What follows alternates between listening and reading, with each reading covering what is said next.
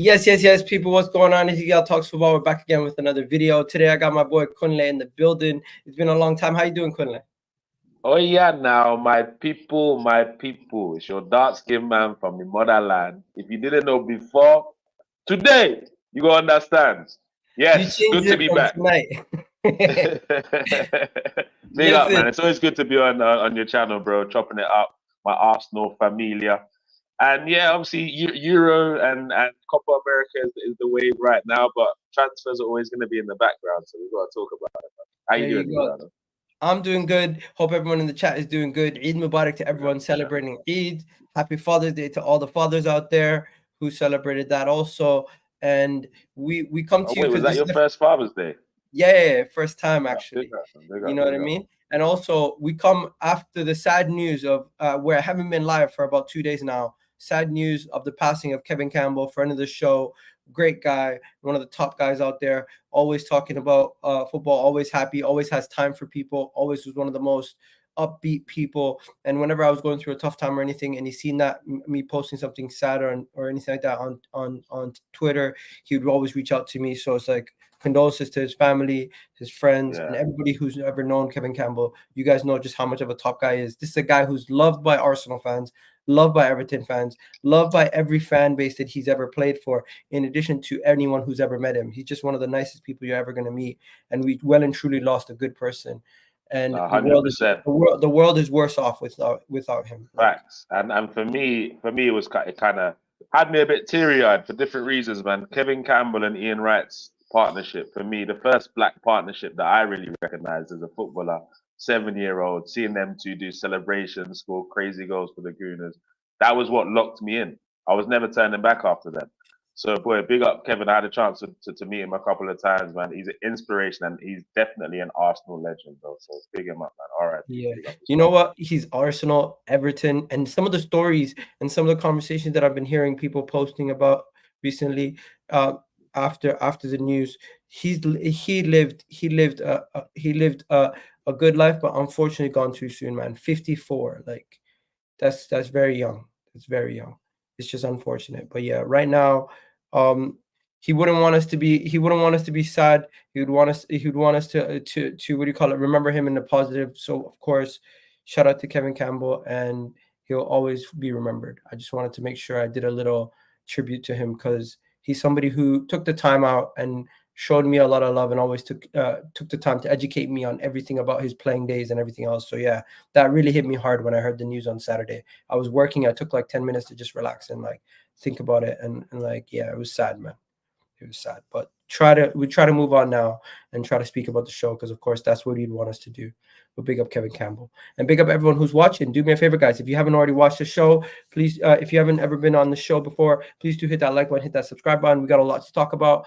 And I think first place where we're gonna begin is, bro, have you been keeping up with the internationals? Because internationals it's starting to get crazy. There's there I'm not gonna lie to you, I didn't watch every game. I'm just not able to watch every game with everything going on, family stuff and everything else.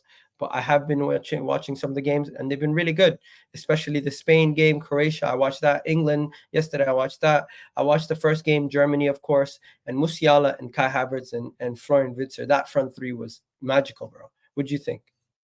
I can't lie, man. I've been enjoying what I've been seeing, and for the likes of all the Kai Havertz haters, including me, man. Like, hey, fall back, fall back for man like Kai, man. Dropping break like a goal, assist, like getting involved in the play. He's the starting number 9 for Germany. Everyone hated on the kid.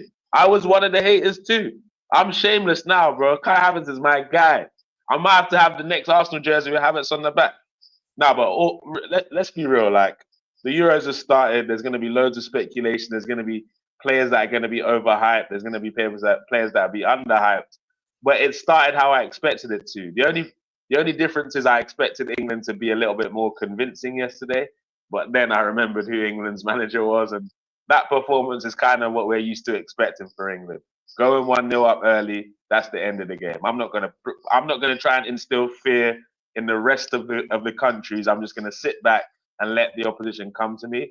Luckily, who they were playing weren't anything, so they never really created any chances, so England could get away with it. But Southgate is truly wasting the talent here, 100%. Before But we yeah, the talk- favourites.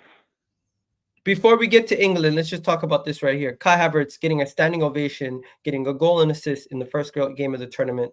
The guy's well and truly stepped up big time for Germany. And we're going to talk about Saka in a minute. But before we get on to Saka in England, I just wanted to say, you know that teammate of his, Jamal Musiala, former West London boy, used to play at Chelsea's academy. Well, I'm hearing there's some links to Jamal Musiala and Arsenal, bro. And it's not necessarily that he's linked specifically just to Arsenal. He's linked to many clubs. But the reason why Jamal Musiala is being even spoken about is because his contract's running out soon. And if I'm not mistaken, Jamal Musiala in 2025 could potentially become a free agent. He's yet to sign a new deal with Bayern.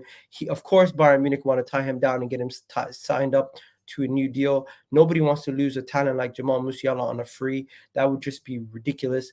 Of course, Manchester City and Real Madrid are also interested in the player. So let's be honest. If we're going up against Real Madrid, you're 9 times out of 10 the player is going to go to Real Madrid.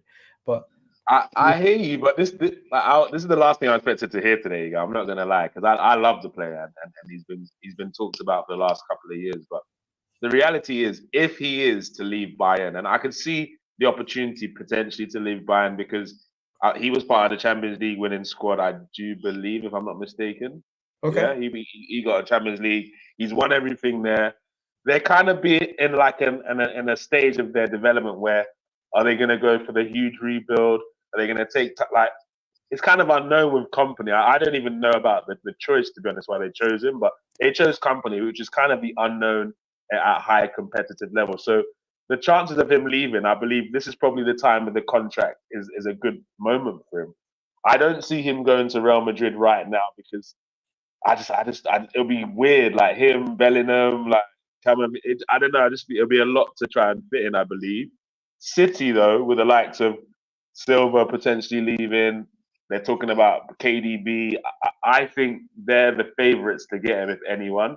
If we can get in that conversation, of course, bro. I'd love him at Arsenal, but I just think City are in a position where they need to buy these creative players now with KDBs and Bernardo Silva, like looking to move on. So I don't know. I don't fancy us in this.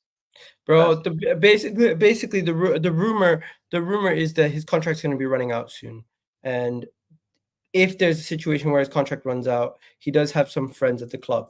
I'm not taking it as serious. I don't think this is something concrete that's actually going to end up happening. At this moment in time, we're so far removed from that. For God's sakes, little do we know, he might already have an agreement sorted out with his current club, Bayern Munich. But Jamal Musiala is somebody who is highly rated by everyone in world football at this moment in time. And if there was a potential opportunity to get him on a free, I think there would be so many clubs lining up at the door that we would probably be further down the list.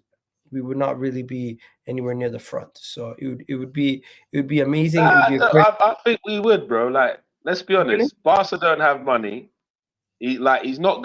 I think we've got a better chance currently than Liverpool. I think you might. Liverpool fans might say otherwise. Like, in the Premier League, I think the first two is City and Arsenal. He's not going to Italy. So you really think we have a good chance of pulling it off? Also, I just checked. It says 2026, so it's not even next summer. Okay. A lot could change by then. Yeah. So it's too far away to even get too giggity over at this moment in time. But let's take a second and talk about Bukayo Saka though. Bukayo Saka yesterday, bro. Yesterday, Bukayo Saka's performance, Jude Bellingham's performance. England overall was not scintillating at their best in the sense that they weren't scoring 4 or 5 goals, slapping it in left, right, center. But for what they were quite good. And Bukayo Saka, Jude Bellingham linking up for the first goal. This is a half-fit Bukayo Saka putting in a masterclass performance, in my opinion. And statistics will tell you he didn't get an assist because it was a deflection, but he created that goal. Everything offensively was coming through his side. And the people who said Bukayo Saka should have been on the bench, Cole Palmer should have been starting, Anthony Gordon should have been starting, this, that. You guys look very silly right now with all that hate and disillusioned hate towards my guy Bukayo Saka. Bro, that's all I got to say. You see this Saka thing, yeah? Like, this when I look at Saka, I really understand the whole divide with the football world, and I can't let the club bias go to the side because there's no explanation for asking for someone like Bukayo Saka to be dropped, and for the sheer fact that he's been back-to-back England's Player of the Year. Like, first of all, you don't drop that guy because everyone's like, the Premier League, this, that. He's England's, like, the international team that you want him dropped for. He's been voted their best player the last 2 years. That's number one. Number two, he's not even been involved in friendlies. He had a little 25-minute run out, comes on and does what Saka does. That's what he does. Like, let's put the bias to the side. If he played for any other team, he will be lauding him up, lifting his praises. But because it's so cool and it creates so many clicks to belittle Arsenal players and talk shit about them, like the audacity to drop this guy from the team is crazy. He's proven competition game after game. I don't know how many hat tricks Cole Palmer has for England. Please tell me. I don't know how many knockout competition goals for England Cole Palmer has or Anthony Gordon. Please educate me, fans, because what are we doing here? You can't just have a good run and then be better than someone that has a body of work for 3-4 years. It don't work like that. It don't work like that. So put some respect on Bukayo's name. He's going to continue being effective for England. You figure out how to squeeze those other players in with Bukayo, not drop him for them lot. Figure out how you fit them in around him because he is the poster boy of English football. Facts, whether you like it or not. Star boy did this. And we're not even going to get into the Fodens and the other guys that people could talk about right now because that's just going to take us a whole nother can of worms. But I'm just going to say simply, if Bukayo Saka had the performance Phil Foden had, we would not be hearing the end of it. That's why he's world class. That's why he's the best. Bro, it'd be crazy. We would not hear the end of it. It would be spoken about next season. It would be spoken about 2 seasons from now. But Phil Foden has a stinker. It's brushed under the carpet. Harry Kane has a stinker. Brushed under the carpet. And you know what? Maybe it's for the best because now we know who the best player for England is. It's Jude Bellingham and Bukayo Saka. And we're going to see that for the remainder of the tournament probably. But yeah, let's keep it going. Let's get into the transfers. We got a lot of transfers to talk about. Where should I begin? Let's begin with this one. Do you want a more experienced center back? Do you want somebody who is not going to be somebody who's going to play a lot of minutes, but could be a backup and have the experience of winning Champions Leagues, winning league titles, winning Euros, winning World Cups? Do you want that in your team? I wouldn't never say no to that sort of experience. But where are we going here? Do you want a player who's in their mid-30s? Like I'm not looking at centre backs right now. If I'm honest with you, guys, but late 30s. Late 30s? Nah. I don't. 38-year-old Spaniard Sergio Ramos is available on a free transfer. Would you sign him as a backup? Nah. You wouldn't sign Sergio Ramos as a backup. He's leaving Sevilla this summer, and he has had some fitness issues, but Sergio Ramos is available. Would you even consider it? Personally, for me, it's a no, but he is available, and this is just, we're speaking about the news, bro. Sometimes you're going to hear certain things that you don't like. No, I hear it. Like, for me personally, when he left Madrid that season, I might have taken him with the stage of our development of our squad and getting that experience in, but 2-3 years on from that, nah, bro. Big up Ramos, man. One of the greatest. And the guy, Ramos is the definition of showing someone with the bozo gene can end up world class. Because let's be honest, he has it. He has it. So let me know, everyone in the chat, anybody saying yes to Sergio Ramos? If you are saying yes, please tell me why. Is there a case to say we want somebody more experienced in the team to be there? Because I don't know how many games he's going to play or how many opportunities he's going to get to play. For example, last season, he played 28 league games for his team, and they did do quite bad in the league, if I'm not mistaken. Sevilla last year, I don't know how well they did. I think they did quite bad last season, if I'm not mistaken, in the league. Yeah, they finished 14th. So it's like, I don't know how good his performances were for us to be looking at him, but probably gonna look past that one. But there is another La Liga player You know, Weren't Arsenal's they in our Champions League group? what? Yeah, we Weren't they in played our them. Champions League? I don't think he played one game that we played in. Uh, But then we're also linked to the Ukrainian. This guy right here, by the way, 24 goals, 8 assists in 36 games in the league. He was La Liga's top goal scorer, and the Ukrainian international is available for 40 million. Arsenal are looking for a striker. Girona's striker is now also being linked to Napoli as a potential Victor Osimhen replacement. This is a guy who's currently 26 years old, was bagging in goals for fun last year, and is available now for around 40 million potentially. Is this the guy Arsenal should go for, or is this another underwhelming potential signing for you guys? Don't forget, yes, he's La Liga's top goal scorer, 26 goals, but who's can you name any other top strikers in La Liga this season? Like Vinicius was injured at certain points of the season. Rodrigo's not really a striker like that. So he's gonna probably end up staying. He's gonna either probably end up staying, or he's gonna end up signing a new deal or something like that, in my opinion. And also, Man City's group, do they really want to strengthen Arsenal? Yeah, they are connected. Girona is a Man City group club, but yeah, I just don't know too much about this player yet. to Do you be know much honest, about him? nah, not a lot, man. I've kind of reduced my level of La Liga watching since Messi left that league. I try and get it in as much as possible. I watch the big games and stuff like, but I don't watch as much as I used to. But what I will say about this striker situation, my stance on Arsenal's transfer window is maybe different to others. Like, I'm not too pressed on the 100+ million striker or anything. My stance on the Arsenal process needs to be: we need 2 level raisers and then maybe like a rotation player. Whatever that goes, whether that's a top striker and top midfielder, or that's a top midfielder and a top winger, or a top winger and whatever. Like, we just need 2 level raisers. If you're gonna get me a player like this, I'm gonna need you to go big CM and right wing competition for Saka. If you're gonna go big at striker, I'm gonna need you to go big in the CM position and maybe get like a Bakayoko for Saka to compete with. It all depends what else of the piece of the puzzles are. We need 2 level raisers and a squad rotation. Just to be clear, guys, he's not talking about the midfielder Bakayoko that used to play for Chelsea. Don't worry. Big up Troy in the chat. I literally said this. Yeah, Man City group own that team, so they're probably not going to do that. As for now, I'm going to stay on this topic quickly before we go back to just the general conversation around the striker position.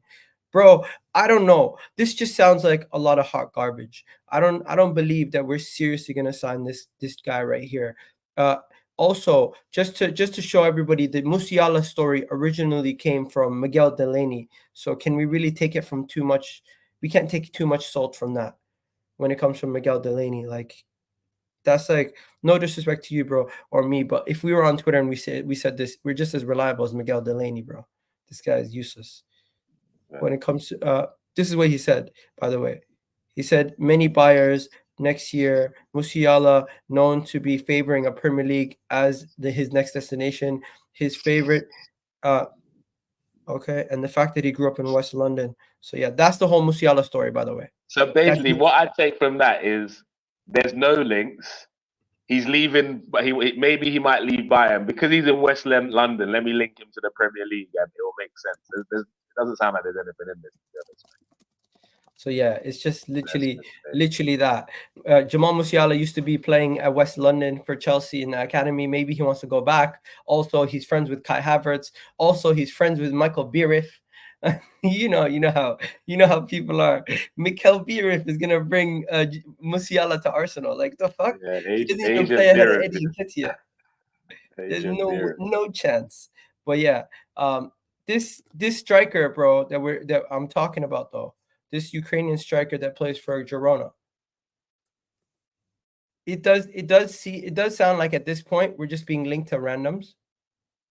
Really and truly, he's a quality player. He was one of the top goal scorers and one of the talisman for them.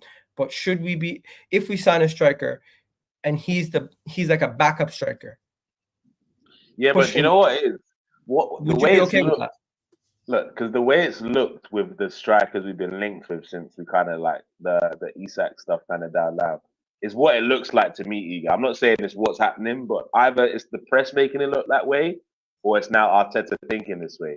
What it's showing me is that Arteta's man right now as a 9 is Kai Havertz, the players we've been linked with. And no matter who we sign, we're starting with Havertz as our starting number 9. Maybe that could change towards December and the second half of the season, but what we're being linked with right now is showing me that Arteta rates Havertz as his man, and he's going to start with him, and everyone else is coming to compete with him. That's how it looks with who we're trying to sign. If we sign like an Isak or Osimhen, then or something that sort of ilk, then it's a bit different. But the players that we've been linked with, I don't necessarily mind it. But again, how big do we go elsewhere? This guy, I don't know enough about him to rate him, but his numbers are looking good. I'll probably go and check him out a bit more. But Kai is definitely Arteta's man. Am I excited about that or not? I'm still not 100% decided, but he's balling right now. I know that for sure. I did see something about them saying that it wouldn't be the be all and end all for Arsenal to get a striker this window, especially with the situation, the financial situation around the striker market. The striker market is really bad. The striker market is terrible at this moment in time. And financially, sometimes it just doesn't make sense to go and spend a ridiculous amount of money on a position when you're not 100% sold on the player that you're looking at. And I do get it. I do get where you're coming from, and I do get where a lot of people are where these stories are coming from. It does look like Mikel Arteta could actually be starting with Kai Havertz next season up top. At least at this moment in time, with us not having anybody else in the team, that could be the short-term solution. And if Kai Havertz has the Euros that we think he could have, could it be a situation where not buying a striker might be the club's only solution at this moment in time and strengthening other areas of the pitch? It's one of them ones, it's like we definitely need to sign a body in that striker position. How, like, the level of him, I'm not sure, but we need to dispose of Nketiah. No matter what, we should not see him in our squad next season. And he's going to be gone. He's going to be gone. So Nketiah is gone. So we need to replace that. Do you know what I'm saying? So I know Trossard can play the false 9. We still have Jesus, but we need another guy. But what type of guy? Like, as I said, the main one I want is Isak. That's who I want. But we can't. What's going around is the Zerkski stories. You got Victor Gyökeres. You got Osimhen fighting the national team. Like, what the hell's going on over there? Like, you're a Nigerian Englishman. You got some inside scoops on my man fighting people. What's going on? Yeah, but basically, like, Finidi George, like, when he stepped down as a Nigeria coach, rather than just step down gracefully because he's been terrible, he decided to send shots at Osimhen, saying that he probably could have played with the injury if he was really passionate about his country and blah, blah, blah. So basically, someone that put the whole country on his back in AFCON, and people diss his AFCON performance. I don't, because you could see what instructions he had as a player. Go and distract the defense while the other players get in. And that's why Lookman was able to shine in that tournament. But everyone says he played terrible, whatever. So Osimhen just came on the stream and started abusing him, saying, I'd give everything for my country. How's this guy talking shit about me, basically? I don't like it when players do stuff like that anyway, but I understand his frustrations. But people are saying Osimhen has an attitude. People are saying Osimhen, this shows that he might not be the type of guy or character Arteta wants. Do you agree with those statements? I think that's a bit extreme, mate. That's definitely extreme. He's not got attitude. We've not heard of stuff like this before. Something happened with his national team coach, and he rose to it. He's not rumored to, like, if he had a real attitude, he would have put up a big fuss when that whole racism issue at Napoli happened and just walked out or decided not to play for the team again. But he didn't. He got his head down and carried on trying to perform for the team. So if anything, he's not. So for me, I think that's just a cop out, man. It's recency bias because of what just happened. All right, fair enough. But this striker thing, yeah. As I said, it all depends on what else we do. I don't care. Like, if we get a Xerxes, he's got potential. He can maybe develop with Havertz, but we have to go big in 2 other areas for it to work. What if I tell you we could get a player in like Xavi Simons on loan from PSG, bro? Nah. You watched him yesterday. How did he do? Yeah. Nah, he was average yesterday. I'm not gonna lie, but I think he's gonna have a big tournament. Like, because everyone needs to calm down. But I only want him if we're signing him outright. You wouldn't want him on a temporary loan? No. Because there's no way. I believe Arteta will work wonders with him, and then whoever his club are either going to take him back or give us a ridiculous fee for him. So I'd rather get him outright this summer or not. What if we get a potential sell-on clause? How like Ray? Not like obligation to buy that sort of stuff. Yeah, I'd entertain it. An option to buy or something like that. Yeah, I actually like the player. Like, I think he can fit in many holes. Like, pause. Left foot, right. He can play on the left. He can play on the right. He can also reduce some of Odegaard's game time as well. He can actually play even as a CM. He's very versatile because of how he looks. He looks like some playboy. What's it called? What's that? Pretty boy. Yeah, Harlem Globetrotter type player that doesn't really care about ball, but he's really stuck his head down and bro, this was a 16-year-old captain for La Masia Academy. This was a guy who went to PSG, never really got opportunity. Went to PSV, won the league his first season. Went to RB Leipzig, got them to a Champions League semi-final and carried the team. Scored the most goals in 2 different leagues, and now he has the opportunity to go on loan a 3rd time to somebody else. He's literally been one of the best players at both clubs that he's been on loan. If Arsenal can pull him in, I think he'd be an amazing player. He could play backup. He could start in many positions. He could play as a 10. He could play as a backup to Saka. He could play on the left, on the right. He's all over the pitch. He's a very versatile player. He could be our Bernardo Silva. Yeah. But I don't know if we're gonna do it. Oh, by the way, Nando's are giving out Bukayo Saka sauce today at 3:30. I'm going to end up going. They're giving away for free. They're like, thousands of bottles are got to go. They have so many bottles in the stores. They don't know what to do it no more. They're no longer going to station the stosh in the restaurant, and they're just going to hand it out to everybody for free. Oh, wow. Crazy. Yes. Yeah, this Arsenal player is playing today. What else is there? Bukayo Saka's girl wearing the number 87, which is his first shirt number. That's a nice touch. I like that. Big up the Bensons, man. Big up the Bensons. Yeah. That's the company. Nah, the family, Benson. I know a few of them. And then I'm looking for this next story. Here it is. Reiss Nelson. Bro, people are taking the piss. Crystal Palace offered us 10 million for Reiss Nelson, even though we valued him at 25 million. Why are they taking the piss? That's wild, man. But as in with this Eddie Nketiah and Reiss Nelson links, we should try and steal this Olise brother, bro. I'd steal him, bro. I know people are saying, oh, he's not gonna get. Look, I believe Olise comes to Arsenal and he's arrogant enough to think he takes Saka out of the team. He doesn't, but he's arrogant enough to have that mindset. So I think that will push Saka. And I've always wanted to recreate that front three that Mourinho had in Chelsea's first season, where they had 2 left wingers, Duff and Robin, just switching sides regularly. I'd love to see how Saka and Olise would use that. So I think we should get involved in this. I'm not gonna lie to you. I don't think we're gonna go in for Olise. Olise to Chelsea's pretty much done and dusted. And at this moment in time, when you get a player, you've already pretty much started conversations with them. For us to turn his head, we might need to make some guarantees that we can't, because we can't guarantee certain prices and maybe certain minutes that Chelsea could. Where Chelsea, they're in a situation where most players that go to them, they know they're going to start. That's true. That's true. No, there's not enough stocks on the wing for Chelsea players to not get put out of the team. I hear that. There's just bro, let's be honest. Most players that go to Chelsea, they're either going to be starting or they're going to be guaranteed a big role in the team in the future. Or else, if you're a young player, you're going to go on loan for like 2 years, and if you're not good enough, they're just going to sell you. Right.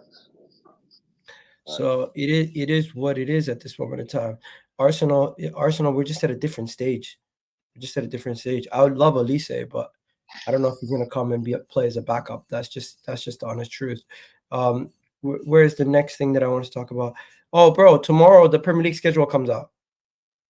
The Premier League schedule is out tomorrow. So we find out tomorrow who we play on the first game of the season, who we play for the last game of the season, the title runnings, Christmas time, when the North London Derby is, when we play Manchester United.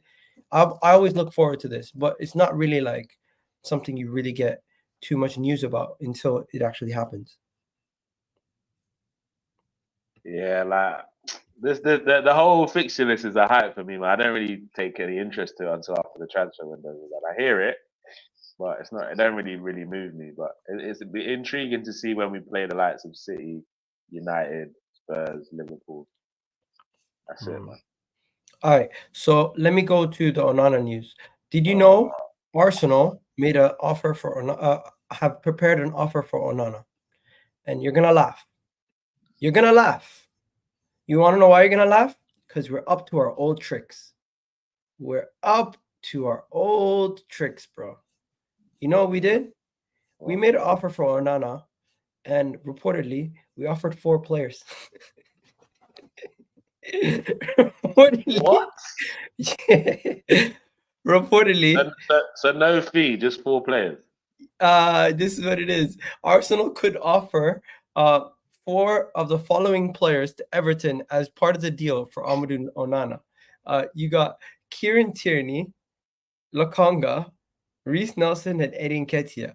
By the way, Arsenal also value Eddie Nketiah as 30 million, Reiss Nelson as 25 million, Kieran Tierney at 10 million, and Lokonga at 15 million. So that means they would have been offering an offer of 80 million pounds in 4 players to Onana.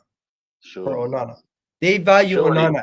They value Onana as an 80 million pound player, potentially. Surely they didn't offer all of them at once. Surely Arsenal are not that. Arsenal this is the whole team. No. Arsenal could be willing to offer any of the following 4 players. Not all of them. Okay, any of them. Yeah. Yeah, that's fine. Like, but I don't want Onana, bro. What? I don't want Onana, bro. What the fuck is he doing at our club? For what? Why don't you want Onana? Why do we need him? He's technically flawed, but we don't need that type of player. Anymore. How is he technically flawed? Well, he's got a terrible touch. He's just a bully, bro. He's just a bully. He's just a bully. He can't dictate the player. I watch him, bro. He's a bully. That's it, bro. What do you mean? He doesn't even start every game for Everton anymore, bro. What are we talking about here? Onana, no, Egal, no. We passed. You're telling me Onana's not technical enough. Do you not remember this guy at Lille? No, he's not, bro. Did you not see him against us in the final day of the season? I don't need to remember him at Lille. I see him at Everton. Wait. You don't want Onana at Arsenal? I'm so confused. What is the main? I don't want him anywhere near my. I'd rather Fofana than Onana, bro. He's not. Okay, I hear the Fofana shout because Fofana's a quality player also. But what is the main issue that makes you say I don't want this guy?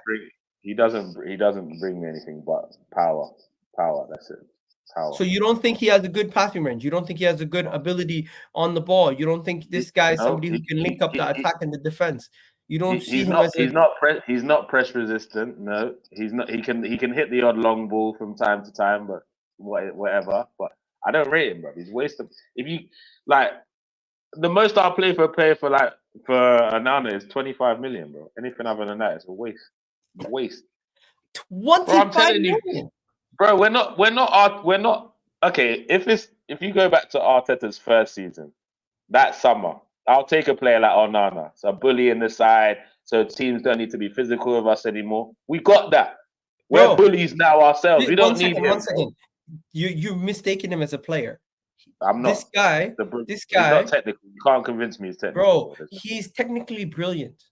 Also, he's physically dominant at the same time. In addition to that, he has the height. He's physically dominant. Yes, that's it. Yes, he's also one of his best strengths. One of his best strengths is also something we love from Declan Rice: his ball carrying ability, the ability to carry the ball and push down that midfield, people bouncing off him like he's Eden Hazard versus Coquelin or something like that.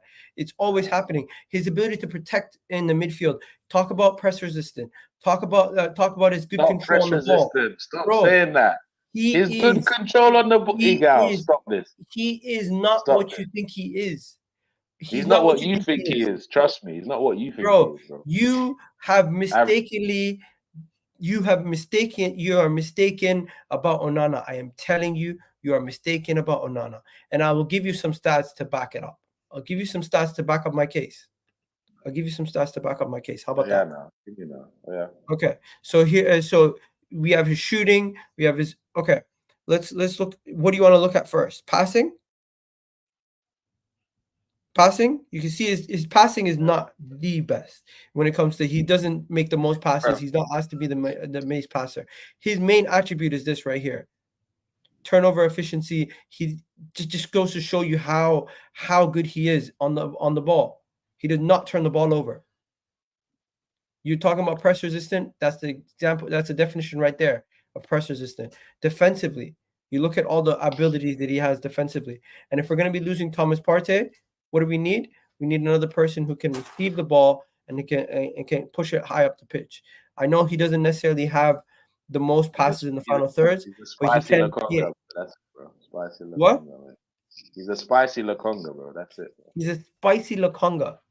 Yeah, mate. I don't know I don't know why you're going crazy about him. I don't get it, bro.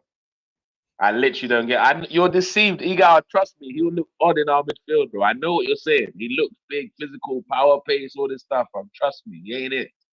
He ain't it for us now. Bro, not at the stage we're at. He's not a level raiser. At Everton, not a level raiser. No, bro. I'm not saying he is. I'm just simply saying. So why are we signing him then? 1 second. 1 second. There's not. We said it earlier. We think we're gonna get a midfielder. And we think we're going to get a striker, we're going to get a defender, we're going to potentially get a left back. Not every single position that we're going to get is going to be the biggest signing. Certain positions, we're going to get players that are Premier League proven. They're going to come into this team and strengthen the squad depth. I think at this moment in time, if we were to bring Onana in, he might become a starter. And you might be surprised how good he is and how effective he is. He would probably be the 6. And Declan Rice would be the 8 going forward. I think he doesn't at Everton. We need a level raiser in midfield. At Everton, you don't actually get to see his full ability because he doesn't make that many passes. He's not asked to do that volume of passing. He's not asked to make those as many difficult passes. He's not asked to make as many forward passes. When it comes to what he's asked to do, he's asked to keep it simple. He's asked to keep to do something that is very basic. But in a better team, you're going to see a lot more from him. He doesn't get as many assists, but yet he's one of the main midfield players at Everton that's consistently creating chances for them, consistently doing things in the final third for them. Defensively, he's always there. Not, bro. Bring up that stat sheet that you brought up. Show me that final third shit that you're talking there. Show me, because it wasn't there. Look at his runs into the final third. There was probably one of the worst stats on there, bro. What are we doing? 1 second. Final third, bro. You got, bro. I don't know which player you're watching. This guy ain't it. You're dissing my ball knowledge now. He ain't it. No, I'm dissing what you think about Onana, bro. Because this is crazy. This is percentage comparisons to other midfielders. Go back to the last. I didn't ask for this slide here. I'm just showing you this. Okay? Don't be a politician here, me. I asked for the slide that you put on first. Put it back. No, but this is a better example. I'm not seeing this slide. I don't know what's going on here. Put the other slide. This is all his passes last. You're trying to ambush me, bro. Put that. No, I'm trying to show you why he's a good player. Put the other slide back on. That's what I asked. Bro, I need Curran here because Curran would explain it to you better. Okay, look. Carrying, right? There's something about final third carries, progressive carries into the final third, bro. Like, what are we doing? Which one? The carrying. This one. Carrying. Yeah. So carries into the final third. He's right there. And don't forget, this is a deep line player. This is the deep line. This is a deep midfielder. It's not. He's not like a. You don't get to say that now because you said he's good at carrying into final third and all this stuff, bro. You can't use that. He's a defensive player now. You can't. Yeah, because I'm looking at. Let me see this. Let me see it now. Okay, so this is what I'm looking at. His pass completion is 85%. Effective passes. His entrances into the final third. He's doing like 3.4 a game. Forward passes like 18 forward passes. Volume of passes around 42. So just about less than half of his passes are forward passes. Progressive passes. He's making about 3.4 a game. These are all his passes throughout the season. So it just goes to show you how much of an impact he's making all over the pitch. His pass percentage is like 40-something percent, though. What are we doing? No, his pass completion percentage is 85. No, that's not what that says. But we'll go into that. Anyways, people are saying Zubimendi. Zubimendi is staying. He's gonna go to Real Madrid in a year's time. Fofana over Onana. You know what? Yeah. That is. I think I'm gonna change the title of the video. Onana or Fofana? What are you saying? Why Fofana? Cheaper. Fofana, but yeah, better value for money. He can do more with the ball. I think he's more off. He's effective offensively and defensively. I think he's more the box to box. Right, he can do the 6 role, but he's more of a box to box. I think he complements Rice the most because they can switch. They can both take different responsibilities throughout the game. So I like how that looks. And he's cheap. And for me, if you want an 8, box to box 8, just go to Liga, bro. That's literally the formula. They've got so many in that league. African, French, all sorts, bro. Just go and get yourself a box to box from League One, bro. But why is Youssouf Fofana going for so cheap? I think it's this contract situation, man.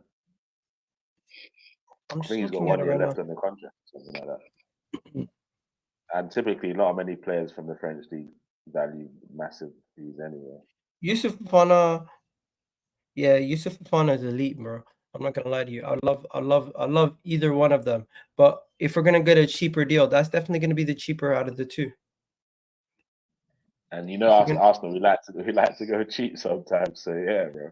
Yes, that's definitely the cheaper deal out of the two. But yeah, before we wrap up, let's just do some quick fire Arsenal news. Let's just look here. There's some articles here. So what are they talking about? Isaac drops transfer hint. Sesko deal's already done. Yeah, we're not doing any of those. This guy's signing a new deal at Ajax, so that's not happening. My man's signing a new deal at Ajax. So he's committed his future at Ajax. He's going to be signing a new deal. And most likely he's the captain of the club. So he's going to be staying at Ajax. Kevin De Bruyne is setting his sight on a what? Record deal? What? Yeah, I heard Saudi offering some crazy money, bro. I heard like 1.1 million a week. I heard. Interesting. Havertz role. You got Julian Nagelsmann talking about how important Havertz is. And he's delighted with the backup coming on and scoring, but Havertz is obviously going to be his starter. Havertz is balling. Yo, talk about Fofana. You got PSG and AC Milan interested, so we better be quick because we could lose him. Real talk. We better be quick. If we're quick, we get him, bro. That's the reality. What happened to Palhinha? Nobody wants Palhinha? Arsenal should try to hijack Palhinha. What do you think about that? Rob, I wouldn't mind it, but it's like, how much money will Fulham ask for us, man? I was hearing some 40 mils and 50 mils. I don't mind that, you know. The player, I think they'll ask for 80. At this point, I don't know, man. If the player even is available for a cheap fee anymore, everybody's expensive. So yeah, they're Fulham are gonna want a ridiculous fee. How much is too much? For me, I think he's 28, no? Yeah, and we know he's Premier League proven. He comes in, he makes it a lot better for it. He comes in and automatically he is somebody who's going to be starter. Okay, do you know what this is the question I have. Like, as much as I like him as this position, but I want to ask the panel and the people in the comments as well. Are you convinced with Rice as an 8? I'm not saying no yet. I'm just not saying yes yet. I liked what I saw. I don't know yet because I don't think we saw the 8 enough for me to be like, okay, yeah, I think he'll embody, and I still think he's a better 6 than the 8 as of now. But I do think he plays the 8 very well. I think something will have to happen this season to make me think he's a better 8 than a 6. I don't know. I think he plays both roles well, but his best position still is a 6.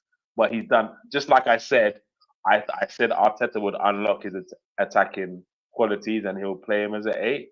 But am I convinced about it yet completely? I'm not sure. I like it, but am I completely convinced? I'm not sure. What do you say? Do you get where I'm coming from? Like, I hear your point. We don't even use him really as a 6. Majority of last season, he was used as an 8 at times. Yeah, but first half he was a 6, and then second half really much more of an 8. I think it's horses for courses. Certain games you're gonna have players like players that are a little bit more of registers. You're gonna need to unlock defenses. You're gonna need a different type of 6. But against the top teams, Rice is going to be more likely the guy who's going to be playing as the 6. Sorry, I've been sick all week. He's going to be doing a lot of the dogged work. You know what I mean? Hello? Fair point. So it's going to be a situation where Partey, if we can get a younger version of Partey, like a Fofana or Onana, would they be the 6 and Rice would be the 8? Because I think the 8s need to be able to score, assist, and be able to do defensive work. Rice can do that. It's just maybe he doesn't have the passing range of a Granit Xhaka, which we know he doesn't have the passing range of a Granit Xhaka. I'm not saying he can't improve on that. He's a better carrier than Granit, though. Yeah, it doesn't look like whatever you go when you go out to the market, who's available right now that we can go and get that would be the perfect 8. Frankie De Jong's not available. Kimmich, maybe. Yeah, that would be if we got Kimmich, Odegaard, and Rice, bro. We are fucking cooking. Are you joking? What? When we were first linked to Kimmich, I was saying, nah, maybe not. But bro, the more and more I see what Cruz was doing at his age, I'm like, just bring him in for fuck's sake. If it's gonna be a cheap deal, why not? He could be that level raiser we're talking about for cheap. I'm hearing 35, 40 million for Kimmich, bro. I'm hearing. Yeah, so if we're talking about Palhinha, why not go get Kimmich? Yeah, get me right? Kimmich. And then let me just see if there's anything else. Emile Smith-Rowe, what do you think about him? This one's like a sentimental thingy. I'm not gonna lie, like it hurts me to what's gonna follow, but I wanted him to do so well. Halem boy had a great breakout season. I think he was top scorer in one of his breakout seasons. And since the surgery, it's either that he's not back to consistency or Arteta just doesn't trust him since he's come back from it. I don't know what it is, but something ain't right. So the sheer fact the manager don't believe in him, maybe it's time for him. Maybe. I don't know. I like the player though. What you think? He's gone. If we can get the right fee for him, no sentiments, whatever. He's gone. Nah, unfortunately, it's just certain players have surplus their requirements, and he's a great player. We love the guy, but we're not. Sad, man. It's sad. When he got the 10, I thought it was gonna be someone that was at the club for a while, and maybe even a one club man, but it's just not worked out since that surgery, man. It's a shame. Yeah. Dominic Solanke, bro. Why are we linked to Dominic Solanke? Take Solanke away from me, please. 65 million. Solanke can run. Bro, I don't want to hear another 65 million down the drain song. The 65 million down the drain. Dominic Solanke scores again. It just doesn't sound right. Nah, not for me, bro. Not for me. It doesn't sound right.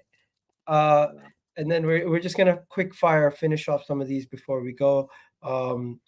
Zubimendi, it's not happening, bro. He's gonna stay in Spain. He's waiting for Real Madrid. Zubimendi's not happening. But the Zubimendi update is the same thing we always know. Future Real Sociedad, Arteta break away from signing. Yeah, this is not happening. It's not happening. The links, Arsenal have moved on. Joao Neves. What? Bernardo Silva urges Joao Neves to join Man City this summer. You know what? I've never gotten myself too attached to some of these links to Benfica players. Benfica just want crazy money for their players. You know they want 120 million euros for this guy. What? They think everybody's Chelsea. Literally, Chelsea is fucked up, man. You know how they do. They mess up the market. No, even Liverpool. They gave them ridiculous money for Nunes too. It's true, man. Yeah, the Portuguese have been rinsing the Prem of late, man. Yeah. This guy's contract release clause expires on the 24th of this month. So by next week, we'll have an idea where he ends up. Do you want Bruno Guimaraes, or you think he's a bully also? No.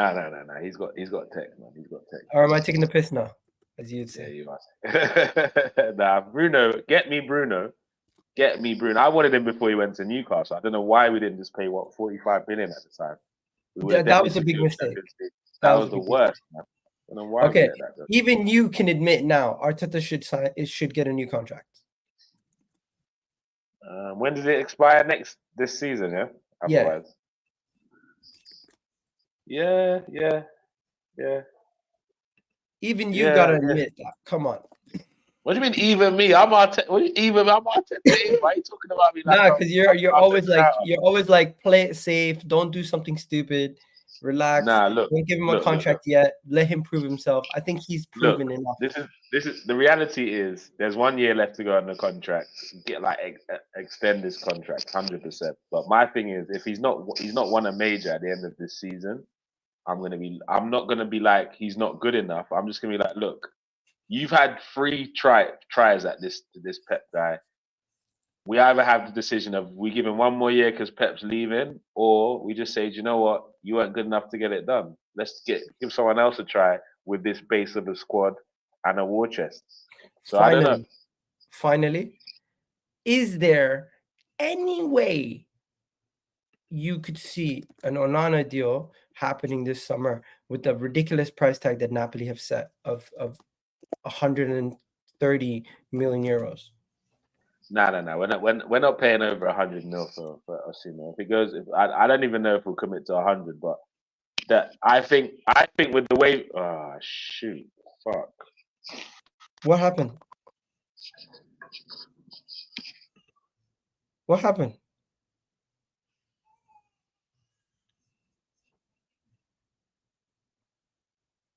Yeah, his internet lagged out. But yo, guys, I think that's enough for today. Nothing else really to talk about. When you watch Newcastle's goals, a lot of them are started with Bruno. That's true. That's true. Everton, why would Madrid why would Madrid need him? We'll see. We'll see. Apparently, they're gonna end up getting Xabi Alonso, and Xabi Alonso wants to sign him when he goes to Real Madrid. That's what the rumors are saying. But for now, we're gonna leave it there, guys. This has been another Arsenal transfer news video. Hopefully, you guys enjoyed this video, and we'll catch you guys on the next one. Love for the love, people, and you already know what it is. We're out of here, people. Peace.